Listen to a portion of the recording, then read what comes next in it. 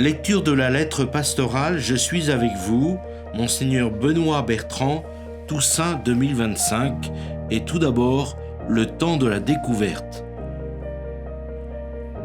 Frères et sœurs, chers amis, béni soit Dieu maintenant et toujours. L'Esprit apostolique m'a conduit vers vous dans le Val d'Oise pour vous servir autant qu'il me sera possible. Installé lors d'une journée radieuse et heureuse le 15 septembre 2024 à Osny, je suis devenu votre 6e évêque. Je rends grâce à Dieu pour le travail missionnaire réalisé depuis bientôt 60 ans dans le diocèse par mes prédécesseurs et leurs collaborateurs. Avec vous, je suis l'héritier infiniment reconnaissant de l'annonce de l'Évangile, une annonce toujours et encore à recevoir et à méditer, à intérioriser et à partager. C'est bien dans cet esprit que je me suis présenté à vous. Je souhaite tout d'abord vous exprimer ma profonde et fraternelle gratitude pour votre accueil. Je suis arrivé comme l'homme qui descend du train, incertain de moi, mais sûr de Dieu. Votre délicatesse est un signe de votre bienveillance. Que les prêtres et les diacres, les consacrés et les laïcs engagés dans les diverses paroisses, dans les services et aumôneries, mouvements et associations soient de tout cœur remerciés. Désirant manifester l'église de la joie et de la rencontre, je découvre depuis 1 an le département qui est désormais le mien. Sa jeunesse impressionnante, son patrimoine remarquable, ses diversités paysagères, culturelles et religieuses, ses réalités kaléidoscopiques, du Vexin à Sarcelles, d'Argenteuil à Pontoise, de Villiers-le-Bel à Montmorency, de Cergy à Enghien. Assurément, le contexte sociétal n'est pas irénique. Parfois, il faut bien le reconnaître, les temps sont durs. Les habitants de certains quartiers ne sont pas toujours à la fête. Les contextes familiaux sont marqués par l'épreuve, ou même les violences, la solitude, le mal-être, les pauvretés de toutes sortes, la peur de l'autre est comme une bête tapie à nos portes. Tous, nous portons de l'inquiétude pour l'avenir. Dans notre département, le nombre d'habitants a augmenté de 50% en 50 ans. Il continue de croître. Dans le même temps s'amorce un vieillissement de la population avec la prévision d'une augmentation de 54% des 75-84 ans d'ici 10 ans. Ce vieillissement touche aussi nos communautés chrétiennes. La vie est fragile lorsqu'elle avance en âge. Elle l'est aussi dans ses plus jeunes années. Je n'oublie pas les 6800 enfants suivis par l'aide sociale à l'enfance. Je pense aussi à ceux qui connaissent la précarité. 18% des habitants vivent dans les quartiers prioritaires et 8% sont au chômage. Je note également que 29,5% des familles avec enfants sont monoparentales. Depuis mon arrivée à Pontoise, je suis allé comme un pèlerin à la rencontre des prêtres, des diacres et de leurs épouses. J'ai visité la plupart des communautés religieuses, découvert des paroisses, célébré de nombreuses confirmations, présidé des ordinations diaconales, demandé un audit économique du diocèse, renouvelé les membres de quelques conseils, particulièrement le conseil épiscopal, pris plusieurs décisions urgentes et effectué mes premières nominations. Avec les jeunes rencontrés au Frat, à Lourdes, à Thésée, à Rome, dans les aumôneries, à l'année Samuel, je rends grâce pour le dynamisme apostolique du diocèse de Pontoise. Rendez grâce au Seigneur, il est bon, éternel est son amour, dit le psaume 117. En tout cas, du point où nous sommes arrivés, marchons toujours dans la même direction, dit saint Paul dans la lettre aux Philippiens. Après 1 an de présence dans notre beau diocèse, ayant demandé conseil, discerné et prié, il est bon maintenant de vous adresser dans la confiance ma première lettre pastorale. Vous connaissez peut-être cette prière de la messe du temps ordinaire, aux appels de ton peuple en prière, réponds Seigneur en ta bonté. Donne à chacun la claire vision de ce qu'il doit faire et la force de l'accomplir. C'est à la lumière de cette prière que j'aimerais vous proposer ces pages. Dans un diocèse, ce regard porté sur l'avenir est essentiel. Je me souviens du précieux conseil donné par le Seigneur au prophète Habacuc. Tu vas mettre par écrit une vision clairement sur des tablettes pour qu'on puisse la lire couramment, car c'est encore une vision pour le temps fixé. Elle tendra vers son accomplissement et ne décevra pas. Unis à la Trinité Sainte, je désire ainsi vous rejoindre fraternellement, tous, jeunes et adultes, hommes et femmes de toutes conditions, personnes diversement impliquées dans la vie du diocèse, ministres ordonnés, consacrés et laïcs engagés dans la vie du monde. En ces temps troublés pour l'humanité, il nous faut à la fois être attentifs aux plus fragiles, retenir ce qui est bon et être fiers de notre foi catholique, reçue, vécue, célébrée, priée. Dans le dynamisme de l'année sainte et l'élection du pape Léon XIV, je pense n'avoir rien à faire de meilleur avec vous que de vous proposer tout d'abord une brève méditation biblique qui peut éclairer nos vies, puis des orientations missionnaires et quelques chemins pastoraux plus précis pour les 4 prochaines années. Ainsi, pourrons-nous, avec notre diocèse uni à l'Église universelle, poursuivre notre marche comme des pèlerins d'espérance. Premier chapitre. Je suis avec vous. Je suis avec vous. Nous sommes à la fin de l'évangile de Matthieu et c'est le dernier rendez-vous du ressuscité avec ses disciples. Un dialogue intime et profond sur la terre de Galilée les conduit vers l'univers entier. Allez, de toutes les nations, faites des disciples. La perspective est missionnaire.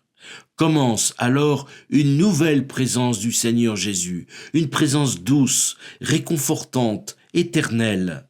Il s'agit d'une assurance pour les disciples, pour vous et pour moi. Je suis avec vous tous les jours, nous dit l'évangile de Matthieu au chapitre 28, verset 20. Dans cette finale évangélique, devenue ma devise épiscopale, que pouvons-nous remarquer ? L'accent ne porte pas d'abord sur le verbe « aller », ni sur une mission de conquête géographique, mais sur une ouverture à tous les groupes humains, sans distinction, sans discrimination, croire de toute son âme, de toute sa force, que l'Évangile vient rejoindre tout être humain, quel qu'il soit, à commencer par le plus fragile ou le plus modeste. Ce message peut rejoindre tous ceux qui avancent à tâtons ou qui parfois trébuchent. Je suis surpris, quand je médite ce récit, de découvrir un ton volontaire, voire péremptoire, l'escalade des tout, qui par rebond monte comme à la verticale, tout pouvoir, toute nation, tous les commandements, jusqu'à cette parole apaisante, et moi je suis avec vous tous les jours. Le Christ a disparu des yeux des disciples, mais ce retrait n'est pas un éloignement, ni un délaissement, c'est une autre présence. Le temps du compagnonnage à Cana, à Capharnaüm, sur le mont des Béatitudes, au bord du lac de Tibériade, au Tabor ou à Jérusalem est terminé. Le temps de la foi commence, la foi à l'état pur. Je suis avec vous tous les jours. Vous qui avez des doutes devant les épreuves, les échecs ou les déconvenues de la vie, vous qui portez la marque des souffrances de l'existence, de la solitude ou des résistances intérieures, vous qui êtes préoccupés ou inquiets devant l'ampleur de la mission reçue, le Seigneur ressuscité vient vous redire sa présence et sa tendresse. Il veut réveiller en vous le meilleur. Il vient assurer, consoler. Je suis avec vous. Tout au long de l'histoire, le ressuscité demeure l'Emmanuel, Dieu non pas loin de nous, au-dessus de nous, contre nous, mais Dieu avec nous. Ainsi vont se répondre en une sorte d'inclusion le verset du début de l'évangile de Matthieu. On lui donnera le nom d'Emmanuel, Matthieu 1, 23. et celui de la fin du même évangile, je suis avec vous, Matthieu 28, 20. Ainsi vont également s'accorder la première ligne de l'évangile de Matthieu, évoquant la genèse et les origines de Jésus dans la généalogie, et la dernière ligne soulignant sa présence aimante jusqu'à la fin du monde. Frères et sœurs, avec cette assurance de la présence du Seigneur chaque jour à nos côtés, nous pouvons vivre plus paisiblement, marcher ensemble, annoncer à nos proches et aux habitants du département la bonne nouvelle du salut. Nous sommes assurés d'être dans la main de Dieu et de savoir que sa main est solide. C'est notre force, notre bonheur. Ainsi, pour vivre la mission dans les années à venir, nous ne sommes pas sans repère, sans modèle, à commencer par les saints qui ont marqué la vie de notre diocèse. Tous ces témoins, connus ou non, qui ont jalonné l'histoire sainte de la terre du Val d'Oise depuis 60 ans et plus encore. La mission n'attend pas.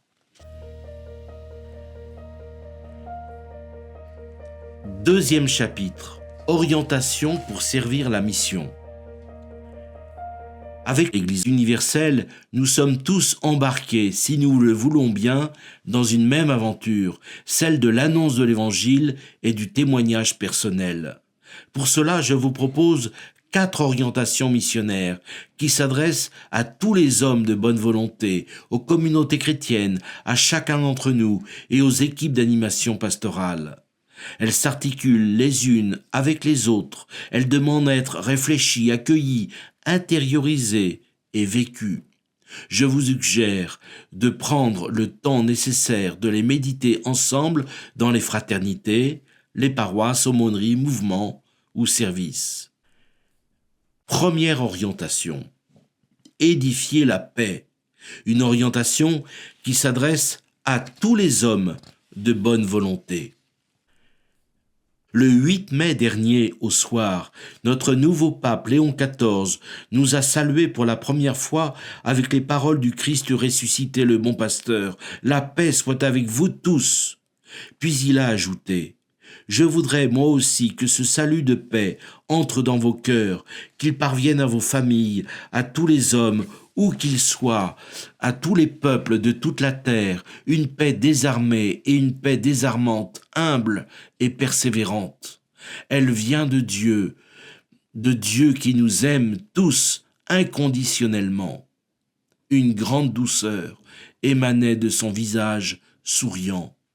Chers amis, nous le savons bien, dans un monde qui attise ce qui divise et oppose, édifier une paix solide ne relève pas d'un seul rapport de force, mais si l'on peut dire d'un rapport d'humanité, d'homme à homme, pour la justice, le pardon et la paix. Et c'est aussi aux religions, à toutes les religions, de faire ce rappel irréfutable, la paix est à édifier. C'est ce à quoi nous sommes employés lors du voyage de la présidence de la Conférence des évêques de France en Terre Sainte cet été. La souffrance est partout et chez tous. Quelle épreuve! Dans la Bible, qui est pourtant une longue histoire de violence, le regard de l'homme progressivement se retourne, j'allais dire se convertit. Face à la violence d'une certaine toute-puissance, l'homme découvre peu à peu l'humilité de Dieu, un Dieu qui s'incarne dans nos affrontements et nos conflits. Dieu s'offre à nous comme un modèle d'humanité. Puis un jour du temps, ce Dieu est cloué par la violence des hommes pour le salut de tous. La prophétie d'Isaïe l'avait annoncé. Dieu porte un nom. Il est révélé et proclamé Prince de la paix. Ainsi, toute la Bible est parsemée par ces paroles de défi. Je vous laisse la paix, je vous donne ma paix. Ne crains pas, petit troupeau, j'ai vaincu le monde. Ne soyez pas bouleversés, ne pleurez pas comme ceux qui n'ont pas d'espérance. N'ayez pas peur, confiance, que votre sérénité soit connue de tous les hommes. Mais ici, attention, pour les chrétiens, faire crédit à ces paroles n'est en aucune manière fuir ou s'échapper devant la violence comme on serait élitreillé d'un navire en perdition. Mais alors que faire? Eh bien, je vous propose fraternellement 3 manières d'édifier la paix. Tout d'abord, quelque chose me semble-t-il d'essentiel. Démasquer la violence, certes, mais sans se laisser fasciner par elle, sans se laisser gagner par la peur, car elle pourrait parfois nous rendre complices. La deuxième attitude nous appelle à savoir reconnaître magnifiques bonnes nouvelles, ceux et celles qui dans l'actualité du monde ou tout près de chez nous font face. Ces hommes et ces femmes qui discernent des actions d'encouragement et font reculer les guerres, les conflits entre nous, dans nos familles, nos quartiers, nos cités, nos communautés. Ils nous montrent la voie. Ils nous appellent dans leur rang et nous invitent à ouvrir d'autres chemins de réconciliation et de paix. Charles Péguy disait « Celui qui prie Dieu pour demander la victoire et qui n'a pas le courage de se battre, moi je dis que c'est un malhonnête. » Enfin, la troisième attitude est de s'appuyer sur la promesse du Seigneur lui-même « Je vous donne ma paix ». La paix de Dieu ne tombe pas du ciel comme pour éteindre nos guerres entre voisins dans nos familles ou entre États. La paix du Christ nous est donnée, mais elle passe par le cœur de l'homme. Comment laissons-nous cette paix œuvrer en nous? Comment devenons-nous des messagers de paix et de concorde là où nous vivons? Quelle correction de trajectoire personnelle et communautaire opérer pour servir la paix selon le cœur de Dieu? Pourquoi ne pas célébrer régulièrement des messes pour rechercher la justice et faire grandir une paix solide et véritable? Deuxième orientation, encourager la fraternité. Une orientation qui s'adresse plus particulièrement aux communautés chrétiennes. L'évangile selon saint Matthieu commence par un double appel de frères de sang. Jésus, marchant le long de la mer de Galilée, vit 2 frères, Simon appelé Pierre et son frère André. Il vit 2 autres frères, Jacques, fils de Zébédée, et son frère Jean. Au terme du dernier évangile, Pierre, originaire de la première fratrie, et Jean, de la seconde, se rendent au tombeau. Nous assistons ainsi à la naissance d'une fraternité nouvelle. Elle dépasse les liens du sang pour s'originer dans le mystère de Pâques. La fraternité évangélique prend sa source en Jésus-Christ, mort et ressuscité. Dans ses lettres, l'apôtre Pierre désigne la communauté des frères comme la fraternité. Ainsi, la fraternité en Christ, c'est l'Église. Il nous faut donc considérer notre diocèse comme une fraternité en Christ.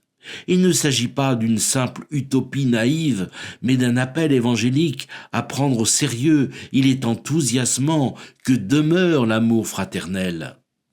Nous ne pouvons rien les uns sans les autres.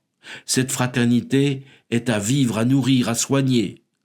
Mais alors, une question se pose. Où puiser la force de témoigner d'une telle fraternité?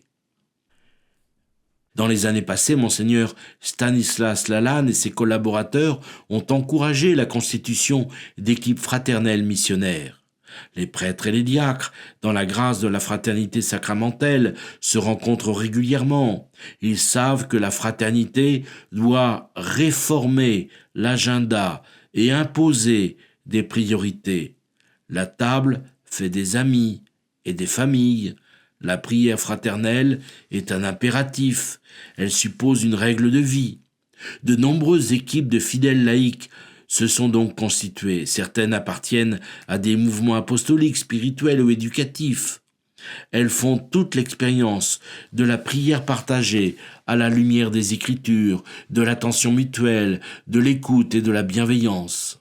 Le pape François dénonçait la globalisation de l'indifférence qui consistait à fermer son cœur pour ne pas prendre en considération les autres, à s'esquiver pour ne pas être touché par les problèmes des autres. Ces équipes sont ainsi une bénédiction pour notre Église et notre société hyper tendue. Je rends grâce à Dieu pour le témoignage de la vie fraternelle offerte par les religieuses, les religieux, les consacrés dans le Val d'Oise. Il ne s'agit pas d'éblouir les autres, mais de vivre avec eux simplement par grâce et de devenir frères et sœurs. La fraternité à laquelle nous aspirons tous ne peut se résumer à n'être qu'une option, une déclaration générale ou incantatoire. Elle doit être concrète, simple, évaluable. Il nous faut veiller à ce que nos communautés paroissiales soient extrêmement humaines, qu'on se parle, se salue, s'encourage, se soutienne, que nos paroisses soient chaleureuses, conviviales, attentives aux plus fragiles. J'appelle, et de grand cœur, à poursuivre cet effort pour faire naître et renaître des équipes fraternelles et missionnaires, paroissiales ou liées à des mouvements spirituels, apostoliques, éducatifs, communautés nouvelles, maisonnées d'étudiants. Chacun des membres y est accueilli et reconnu par son prénom et son histoire. Je remercie les services diocésains, les curés, les équipes d'animation pastorale de promouvoir et d'accompagner cette fraternité. Ces groupes de petite taille pour que les personnes se connaissent, constitués dans un quartier, un village, un immeuble, une cité, portent aussi le souci de faire naître d'autres équipes. Il ne s'agit pas d'un club fermé, mais d'équipes ouvertes, accueillantes, tourné vers les autres. Comment ici ne pas penser à nos frères séparés, expression parfois prononcée avec une forme de malheureuse légèreté. Je constate avec bonheur les initiatives prises, sans compter d'autres initiatives locales, le Conseil des Églises chrétiennes du Val d'Oise et l'Assemblée des ministres, par exemple, qui manifestent une fraternité confiante avec les frères et sœurs des autres confessions chrétiennes. La célébration ensemble, le même dimanche 20 avril 2025, de la fête de Pâques, fut un temps de grâce et un motif d'espérance qui nous oblige pour l'avenir de notre communion missionnaire. Le grand patrimoine spirituel, commun aux Juifs et aux chrétiens, nous appelle dans le département à poursuivre le dialogue fraternel entre nous. Il est fait d'estime et de connaissances mutuelles. À cause de ce qui nous unit et à cause de ce qui nous sépare, nous avons une fraternité à fortifier et à vivre, disait Benoît XVI. Il nous faut encore reconnaître l'enjeu pour nos cités et nos quartiers du dialogue, de la vie, de la spiritualité, à la fois concret, respectueux, lucide et sincère avec les musulmans. S'appuyant sur le désir de bâtir une fraternité en acte, sur l'irréductible différence et sans estomper les possibles incompréhensions, les initiatives sont à multiplier pour servir courageusement les uns avec les autres la fraternité d'Abraham. Comment concourir ensemble au bien, au vrai et au beau. Troisième orientation pastorale, cultiver l'intériorité.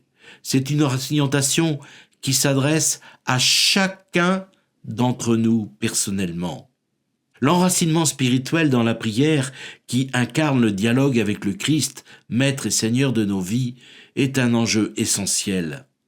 C'est encore plus vrai en ces périodes incertaines et parfois stressantes, avec un rapport au temps, il faut bien le dire, conflictuel et éprouvant.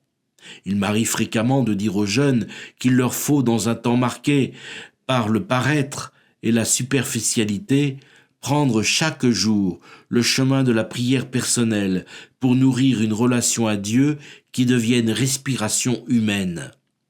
Madeleine Delbrel, cette croyante du XXe siècle, vivait dans le bruit et l'agitation de notre banlieue parisienne. Elle disait un jour « Tu peux aller au bout du monde, tu y trouveras la trace de Dieu. Mais si tu vas au fond de toi, tu y trouveras Dieu lui-même. » Cultiver l'intériorité suppose quelques repères. J'en souligne 4. Il s'agit d'entendre tout d'abord l'appel de Jésus au recueillement, au silence et à la prière, qui est assurément un combat de chaque jour. Venez à l'écart, dans un lieu désert, et reposez-vous un peu, lit-on au chapitre 6 de saint Marc. Accueillons personnellement ce temps, quelques minutes, comme un moment de liberté, de vérité, d'écoute et de partage avec le Seigneur. Il sera, si nous le voulons bien, un temps de grâce.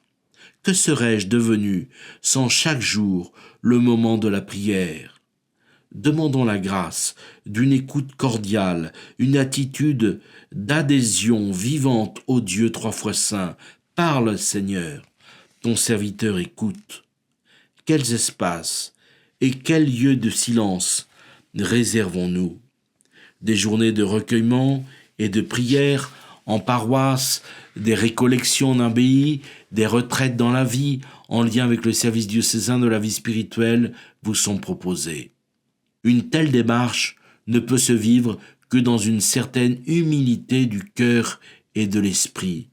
C'est le deuxième point d'attention. Nous sommes tentés par l'autosuffisance. Le chemin de l'humilité vient du Christ et conduit au Christ. Cette humilité à laquelle nous sommes invités n'est pas d'abord une attitude morale. Elle caractérise notre suite de Jésus. Le père Henri de Lubac l'avait écrit.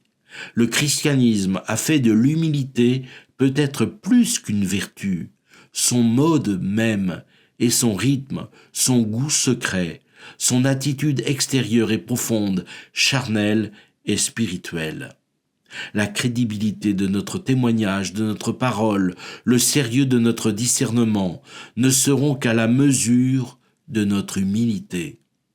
En réalité, l'homme humble est un homme libre. Il n'a rien à prouver, rien à défendre, rien à gagner. Il est attentif, audacieux, procède avec tact. Il prend le tablier du serviteur. Le plus grand parmi vous sera votre serviteur. L'humilité évangélique, ce sera désormais mieux faire avec soi-même, ni plus, ni moins, et de permettre aux autres aussi d'être eux-mêmes. Saint Augustin le dira, « Toute ton humilité est de te connaître. Connais-toi toi-même. » Et puis vient un troisième repère. Cultiver l'intériorité demande encore une autre attitude, et pas uniquement durant cette année sainte. Nous tourner vers l'avenir avec espérance. Il s'agit de demander la grâce d'une espérance profonde, parce que la résurrection a le goût de l'espérance. Un étudiant disait un jour, « Ma grand-mère avait beaucoup d'affection pour moi. Jusqu'au bout, elle a été fidèle à la messe. Je me disais en la voyant prier, « Qui est-il celui en qui elle a mis toute son espérance ?»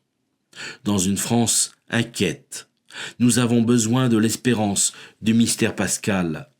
Dans nos vies marquées par tant de préoccupations pour nos proches et pour nous-mêmes, nous avons besoin de l'espérance de Pâques pour ne pas perdre cœur à l'ouvrage.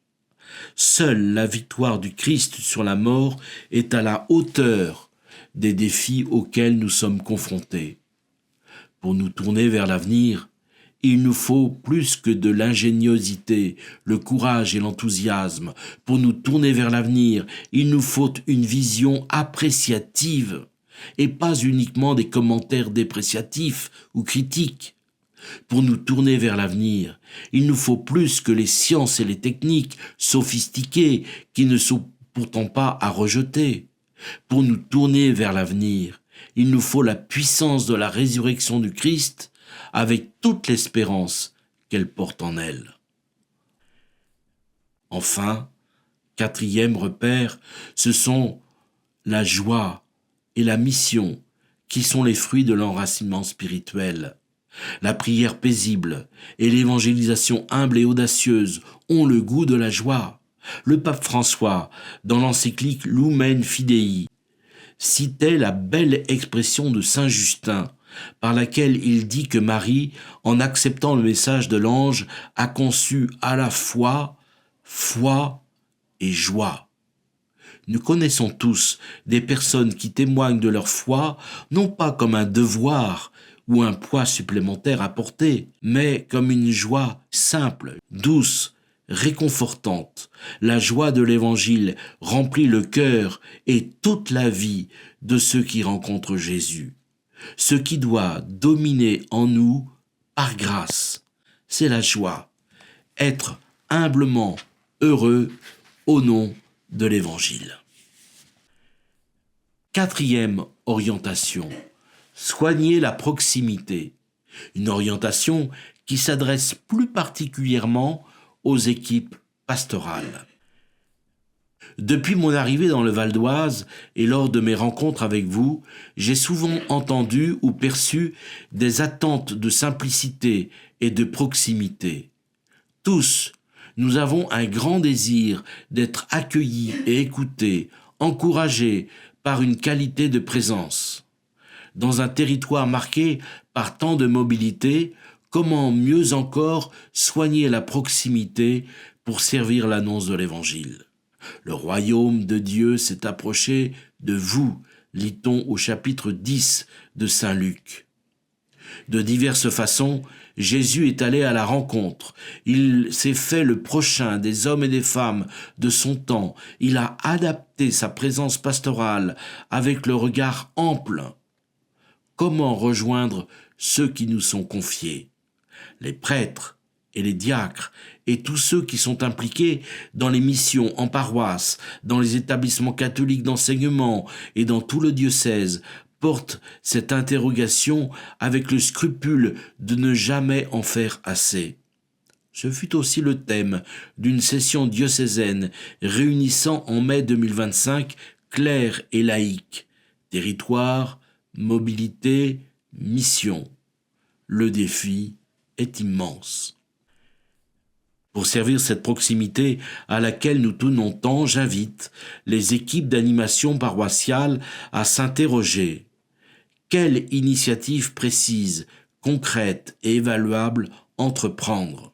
Je demande aux prêtres, en capacité de pouvoir le faire, de consacrer seul ou avec une autre personne 2 jours par mois pour visiter les personnes, commerçants, agriculteurs, élus locaux, personnes âgées ou malades, entrepreneurs. Prendre soin des personnes demande qu'on y consacre du temps, avec une présence effective, une attention fraternelle et gratuite. Il s'agit de porter l'Évangile au plus près. Cela fera du bien à tous et réveillera le zèle missionnaire. Notre présence est aussi appréciée aux vœux, aux commémorations, auprès des autorités civiles. Les paroisses pourraient encore imaginer des visitations entre communautés paroissiales diverses, par exemple entre l'Est et l'Ouest du diocèse. Il s'agit ici de témoigner comment le Seigneur donne à chacun en pensant à tous. En ce domaine, les charismes des uns ne sont pas les charismes des autres. Il nous faut, là aussi, relever ensemble le défi d'une proximité missionnaire visible et crédible.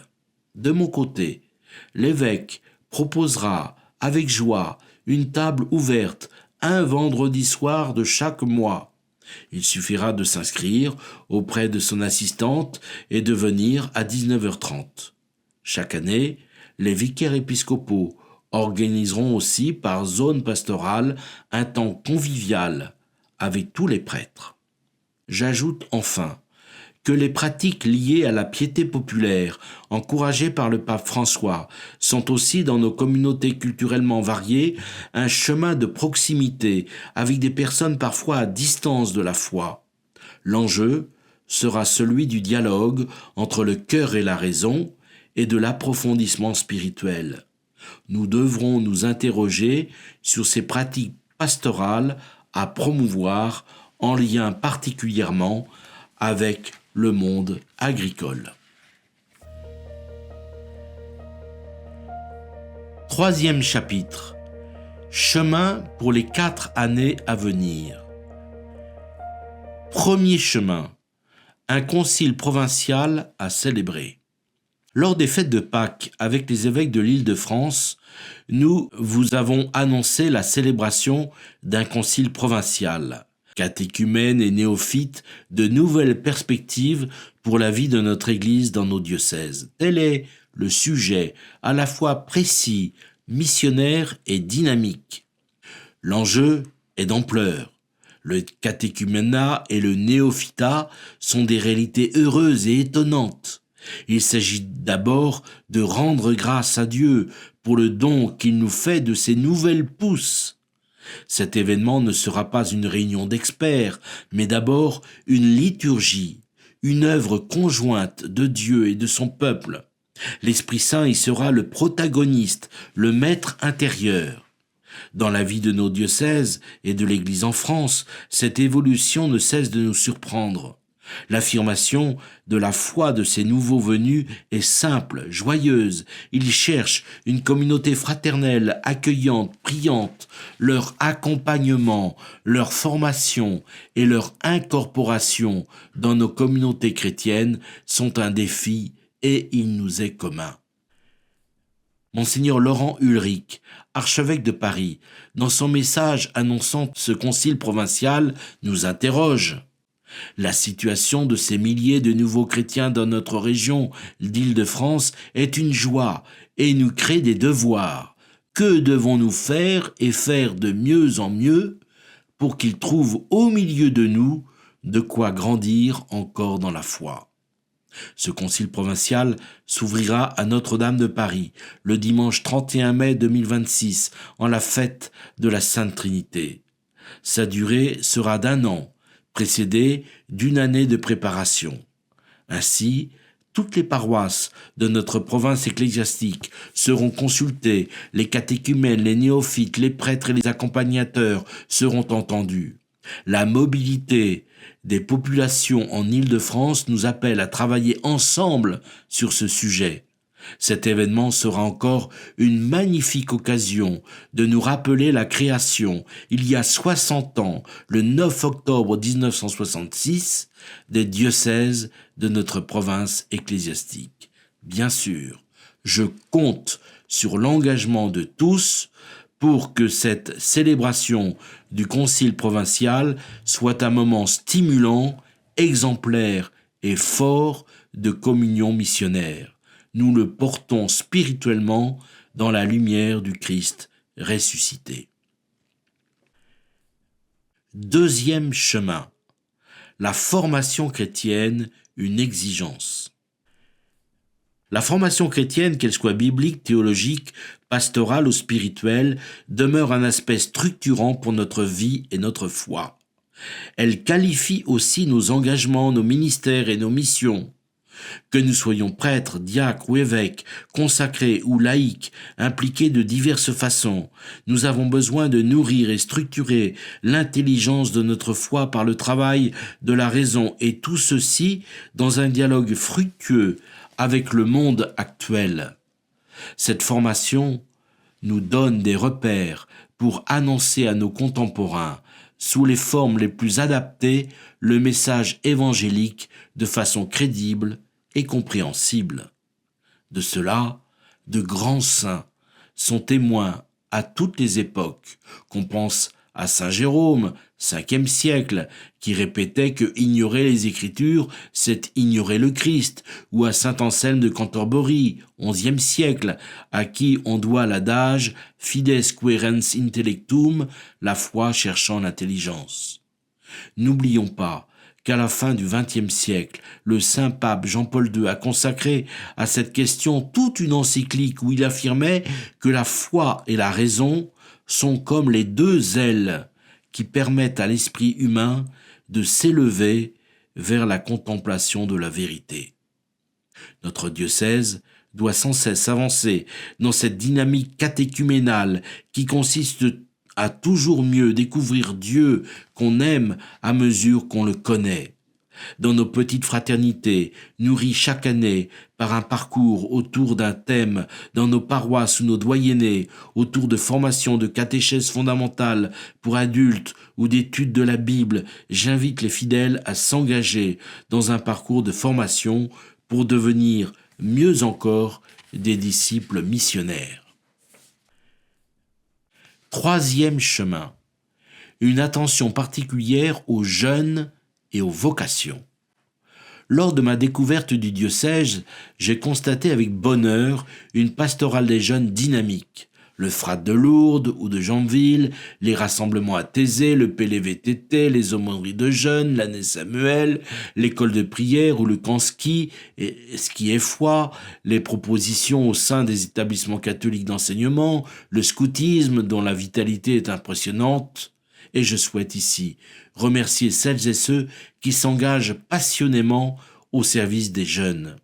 Je compte sur vous tous, comme j'encourage les membres du service diocésain de la pastorale des jeunes à vous soutenir et à promouvoir vos activités. Il vit et il te veut vivant. Il est en toi, il est avec toi et jamais ne t'abandonne. Tu as beau t'éloigner, le ressuscité est là, t'appelant et t'attendant pour recommencer. Quand tu te sens vieilli par la tristesse, les rancœurs, les peurs, les doutes ou les échecs, il sera toujours là pour te redonner force et espérance, écrivait le pape François dans sa lettre apostolique adressée aux jeunes. Je ne peux oublier les 900 lycéens qui ont célébré le sacrement de l'onction des malades lors du Frat 2025 à Lourdes. Ce chiffre nous interroge. Tant les souffrances exprimées depuis la crise Covid sont saisissantes, en particulier lors de ma lecture des lettres de jeunes demandant le baptême ou la confirmation. J'ai retrouvé à l'aumônerie une famille. Là, Jésus est venu me sauver. Je souligne, à présent, 3 points de repère pour la pastorale des jeunes et des vocations. Il s'agit tout d'abord de servir les jeunes dans leur relation au Christ et de soigner l'intériorité. Ils sont en quête d'authenticité, sont demandeurs de temps de silence et de prière, ont besoin de savoir où est leur cœur.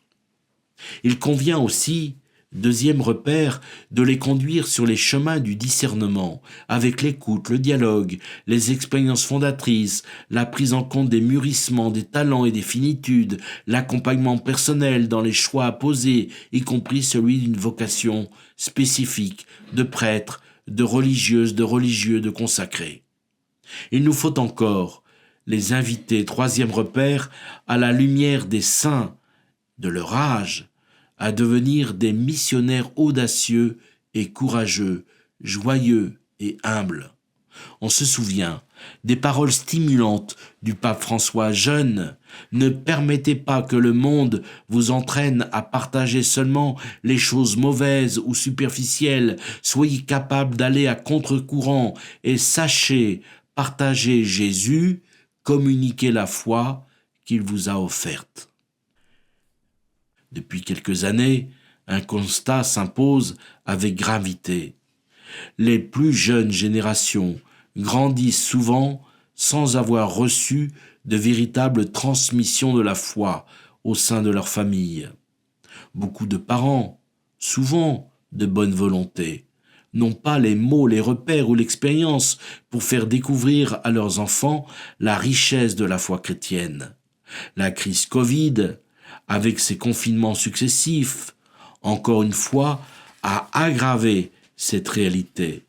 Le nombre d'enfants inscrits au catéchisme a fortement chuté en 2021. Depuis, nous observons une forme de stabilité, mais sans remontée significative. Cette situation nous engage. Elle ne peut être laissée à la seule responsabilité des catéchistes ou des équipes paroissiales. Elle appelle à une mobilisation plus large. Je suis convaincu que l'avenir de l'Église passe par l'éducation des plus jeunes à la lumière de l'Évangile.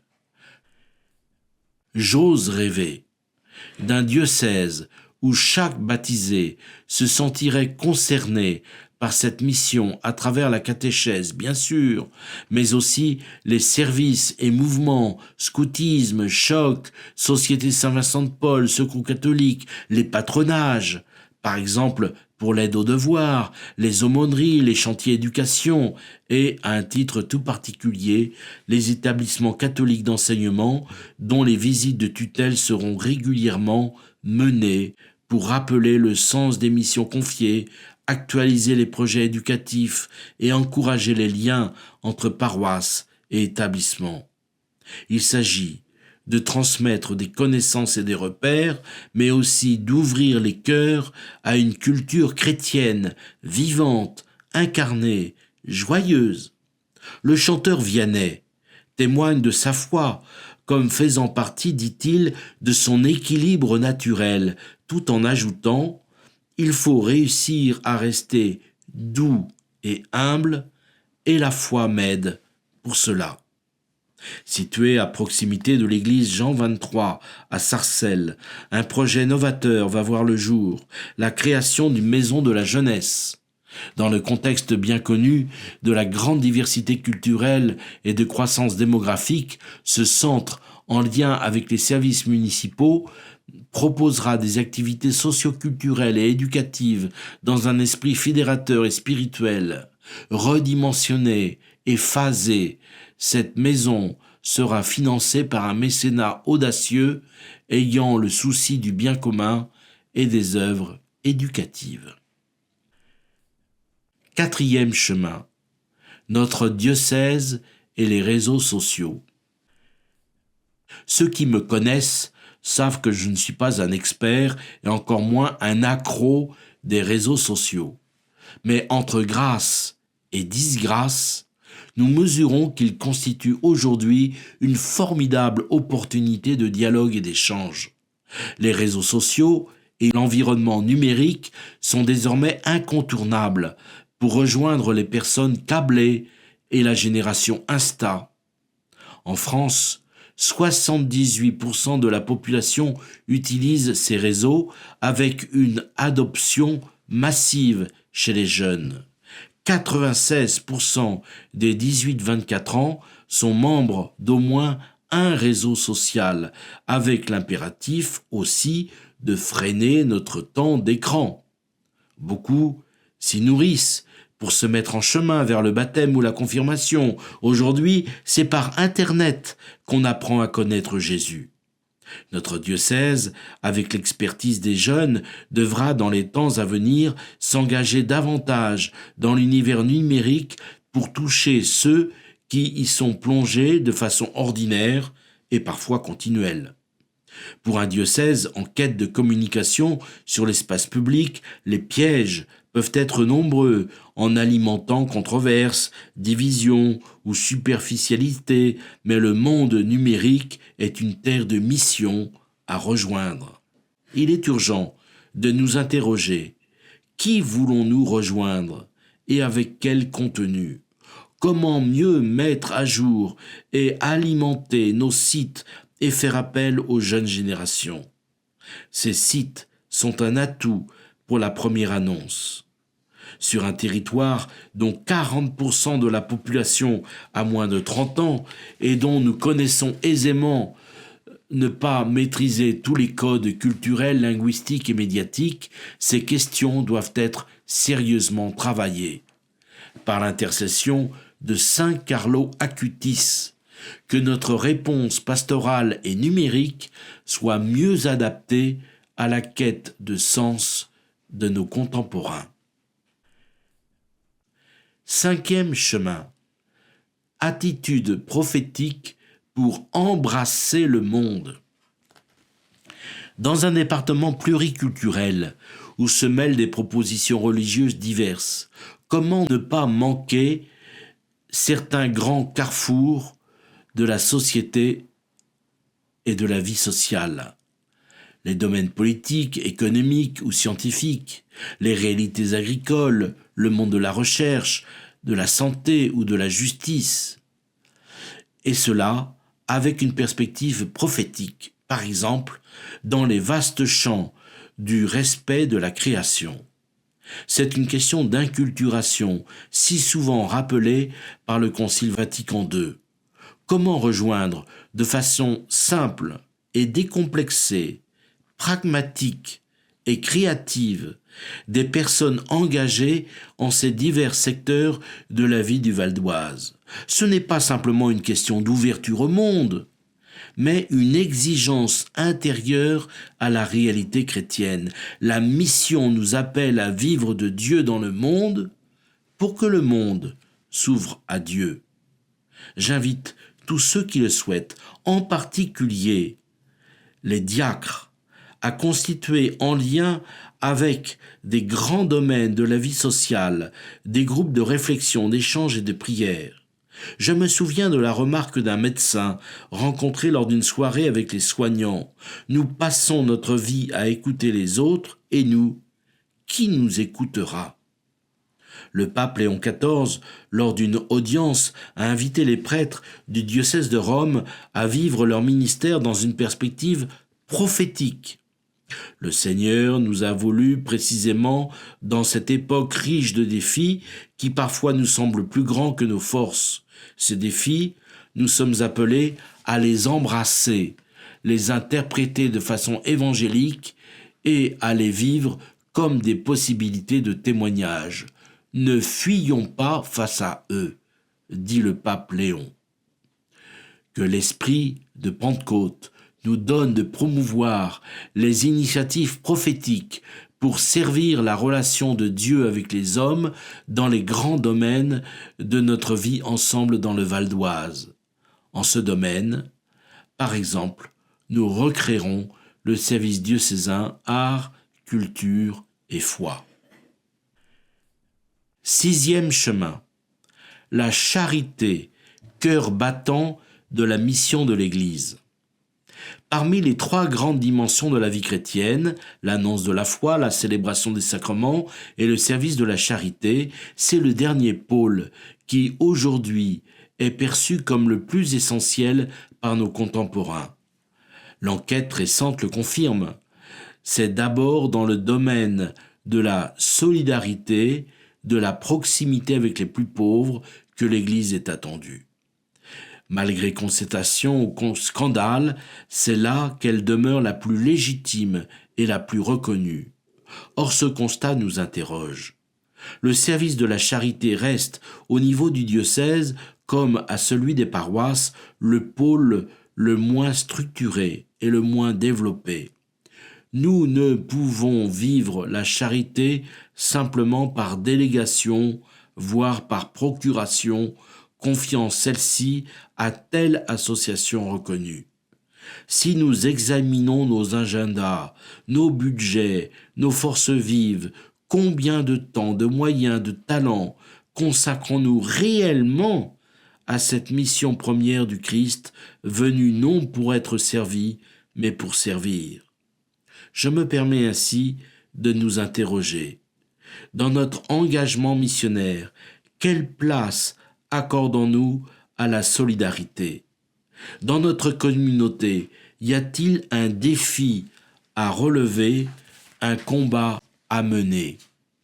Cette interpellation doit réorienter notre manière de vivre notre baptême et notre confirmation, mais aussi nos choix pastoraux. Elle engage l'ensemble de notre organisation missionnaire, notre manière d'appeler et d'envoyer en mission, de discerner les vocations, d'articuler les ministères. Elle met aussi en lumière la fécondité du diaconat permanent, en plein renouvellement dans notre diocèse.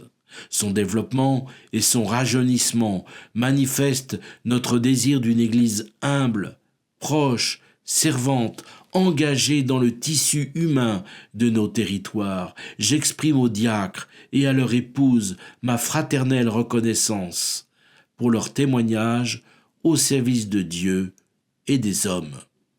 Une Église qui ne serait pas pauvre et servante serait une Église défigurée. Le Christ s'y rend présent d'une manière particulière dans le visage de ceux que le monde oublie. Là où elle sert les pauvres, l'Église retrouve sa vérité et son crédit. Dans son exhortation apostolique, Dilexité, Je t'ai aimé, le pape Léon XIV nous le rappelle. L'amour des pauvres, quelle que soit la forme sous laquelle se manifeste cette pauvreté, est la garantie évangélique d'une Église fidèle au cœur de Dieu. Septième chemin, un sanctuaire de la miséricorde. Avec les fêtes de Pâques, les 3 semaines d'ostension de la Sainte Tunique célébrées à la basilique d'Argenteuil furent pour de nombreux pèlerins, visiteurs et curieux un temps de grâce. Beaucoup ont professé la foi au Christ en sa passion, sa mort et sa résurrection, ont prié pour l'unité de l'Église et sont venus déposer devant la tunique marquée de sang les peines et les souffrances existentielles. Des milliers de chrétiens ont aussi souhaité être écoutés, célébrer à cette occasion le sacrement de la réconciliation. La miséricorde est, je le pense, la clé de l'existence chrétienne. Parfois présentée comme dure et sévère, l'Église annonce la miséricorde et la célèbre. Notre diocèse de Pontoise se doit de proposer à celles et ceux qui le souhaitent un lieu repérable. En divers lieux dans le diocèse, le sacrement du pardon est célébré. La basilique Saint-Denis d'Argenteuil, sous la responsabilité d'un recteur, est un sanctuaire diocésain de la miséricorde. Des prêtres se rendront disponibles pour accueillir et offrir le sacrement de la réconciliation.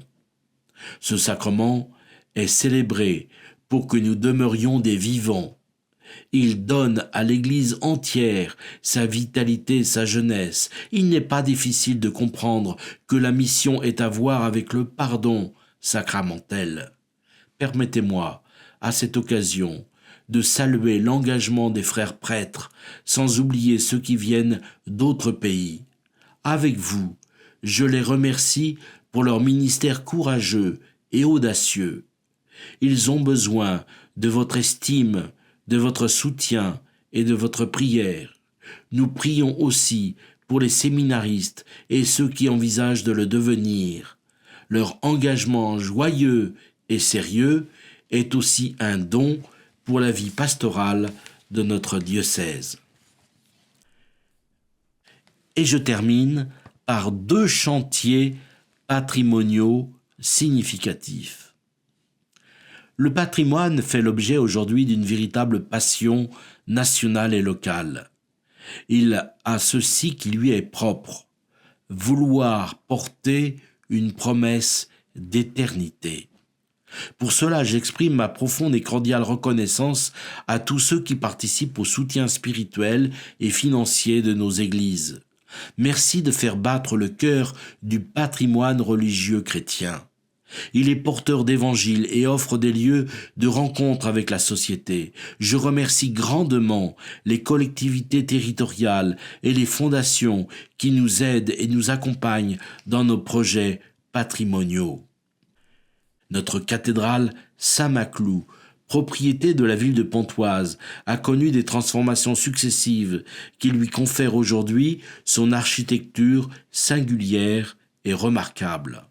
D'importants travaux de restauration vont être entrepris au niveau du clocher, d'une partie des toitures, des voûtes et des façades. Ces travaux, dont le budget total s'élève à une 15aine de millions d'euros, vont s'étaler sur 10 ans à partir du printemps 2026 et seront financés conjointement par la commune, l'État, la région et le département, ainsi que par le diocèse et diverses souscriptions et partenariats. Ils permettront d'assurer la pérennité du bâtiment, mais aussi son embellissement. Tout sera mis en œuvre pendant cette longue période pour perturber au minimum les célébrations et la prière en ce lieu emblématique de notre diocèse.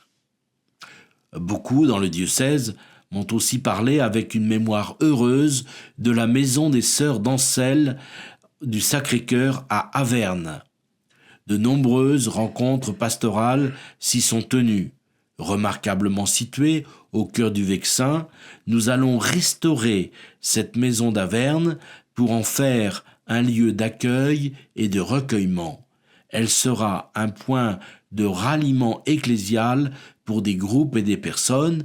Elle sera aussi au service des villages alentours. Une équipe est désormais au travail pour conduire ce projet qui sera autofinancé.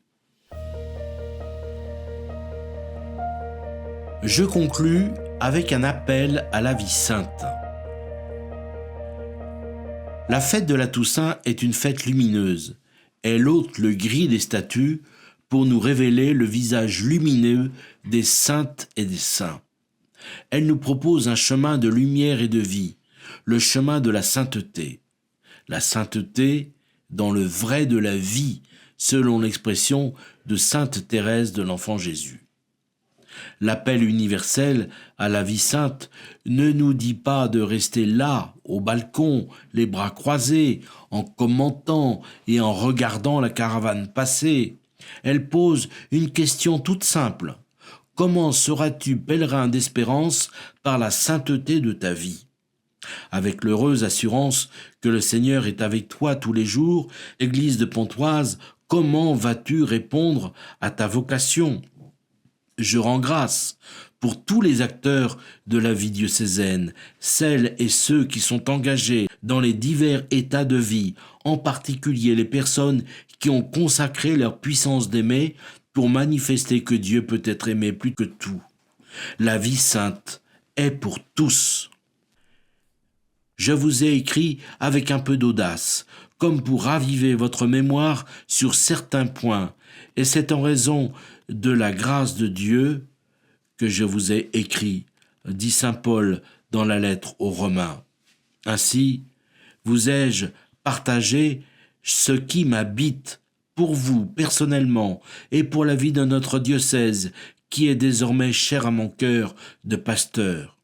Je souhaite que le Seigneur réveille en vous le meilleur pour annoncer l'Évangile, pour témoigner de l'espérance et pour mener une vie sainte. Dans un an, le dimanche 13 septembre 2026, nous célébrerons ensemble, à l'occasion du pèlerinage à Notre-Dame de Pontoise, les 60 ans de la création de notre diocèse.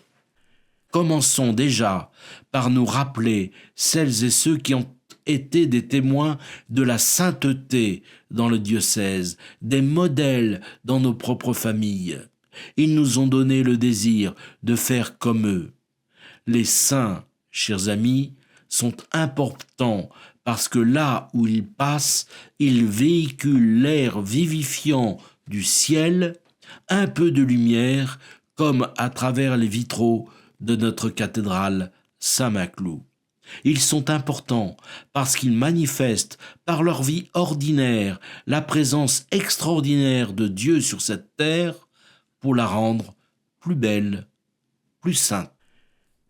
Par l'intercession de Notre-Dame de Pontoise, des saintes et des saints du diocèse, je confie au Seigneur la fécondité pastorale de cette lettre. Il nous l'assure, je suis avec vous. Benoît Bertrand, évêque de Pontoise, en la fête de la Toussaint, 1er novembre 2025.